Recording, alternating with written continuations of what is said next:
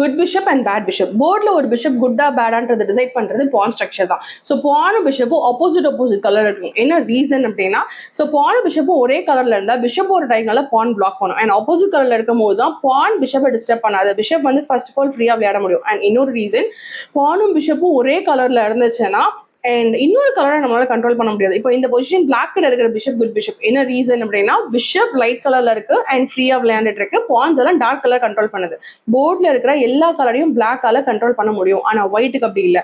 ஒயிட்டோட bishop inactive. ஏன்னா ஒயிட்டோட பான் ஸ்ட்ரக்சரே பிஷப்பை lock பண்ணுது. So அது பேட் பிஷப். அண்ட் இன்னொரு ரீசன் என்ன அப்படின்னா, பிஷப் பான்ஸ் எல்லாமே சேர்ந்து இந்த லைட் கலர் டோட்டல் லைட் கலரை கண்ட்ரோல் பண்ணிட்டு இருக்குன்றதுனால பிளாக்கு டார்க் கலர் ஸ்கொயர்ஸ் எல்லாம் வீக்.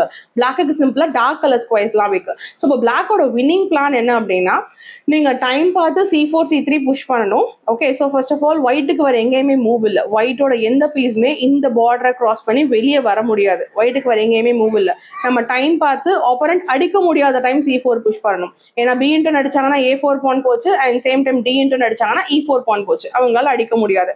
C4 C3 புஷ் பண்றோம். எதுக்காக அப்படின்னா, அப்போதான் நம்ம கிங்குக்கு இங்க என்ட்ரி பாயிண்ட் கிடைக்கும். அதுக்கப்புறம் பான் G5 A5 எல்லா பானையும் இந்த இடத்துல ஃபிக்ஸ் பண்ணிட்டு ஸ்லோவா கிங்கை கொண்டு வந்து இந்த டைரக்ஷன்ல என்டர் ஆயிட்டு வின் பண்ணிக்கலாம்.